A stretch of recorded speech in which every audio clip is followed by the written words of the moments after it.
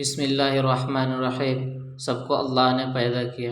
اللہ تعالی خالق ہے، اسی نے تمام چیزوں کو پیدا کیا، زمین کو بنایا، آسمان کو بغیر ستون کے قائم رکھا، چاند و سورج اور ستاروں کو بنایا، وہی آسمان سے بارش برساتا ہے، وہی زمین سے درخت اور پودے اگاتا ہے، ہمارے لیے بہت سارے پھل اور پھول پیدا کرتا ہے۔ اللہ تعالی فرماتا ہے، وہی ہے جس نے آسمان سے پانی برسایا جس سے تمہیں پینے کی چیزیں حاصل ہوتی ہے، اور اسی سے درخت اگتے ہیں جن میں تم مویشیوں کو چراتے ہو، اسی سے اللہ تعالیٰ تمہارے لیے کھیتیاں، زیتون، کھجور کے درخت، انگور اور ہر قسم کے پھل اگاتے ہیں۔ حقیقت یہ ہے کہ ان سب باتوں میں ان لوگوں کے لیے بڑی نشانی ہے جو سوچتے سمجھتے ہو۔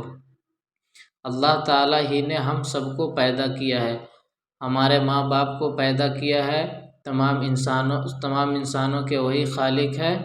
قرآن میں اللہ تعالیٰ فرماتا ہے، خلق الانسان من صلصال کالفخار، سورہ رحمان کی آیت۔ ترجمہ: اسی نے انسان کو ٹکڑے کی طرح کھنکھناتی ہوئی مٹی سے پیدا کیا۔ تم یہ سوچتے ہوں گے کہ اللہ تعالیٰ نے انسان کو کیسے بنایا اور کب سے انسان کا سلسلہ شروع ہوا، تو معلوم ہونا چاہیے کہ سب سے پہلے انسان حضرت آدم علیہ السلام ہیں۔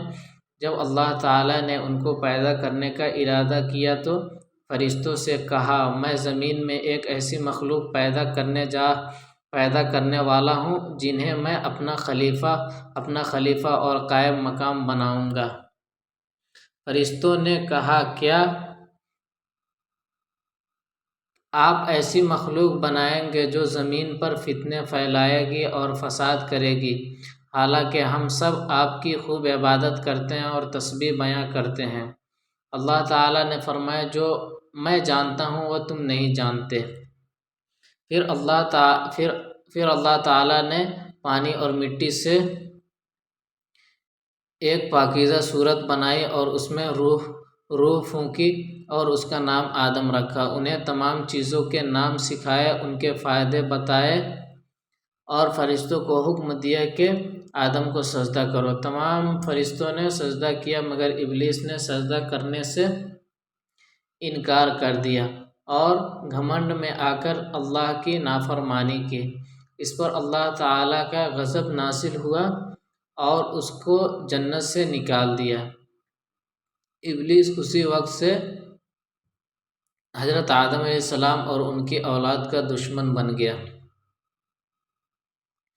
حضرت آدم علیہ السلام ہی سے اللہ تعالیٰ نے اپنی قدرت کے ذریعے ان کی بیوی حضرت حوا علیہ السلام کو پیدا کیا۔ اللہ تعالیٰ نے حضرت آدم علیہ السلام اور حضرت حوا علیہ السلام کو حکم دیا کہ جنت میں جو چاہو کھاؤ پیو، مگر ایک درخت کے بارے میں فرمایا کہ اس کے قریب بھی مت جانا۔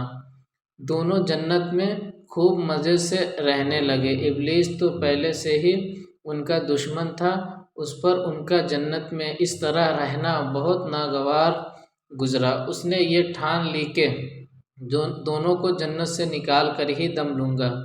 اس نے حضرت آدم علیہ السلام سے کہا، جانتے ہو تمہیں اس درخت کے قریب جانے سے کیوں منع کیا گیا ہے؟ اس لیے کہ اگر اس درخت کا پھل کھا لوگے تو ہمیشہ جنت میں ہی رہو گے، اور اگر نہیں کھایا تو جنت سے نکال دیے جاؤ گے۔ میں تمہارا سچا دوست ہوں، تم میری بات مان لو۔ حضرت آدم علیہ السلام اس کے بہکاوے میں آ گئے اور اس درخت کا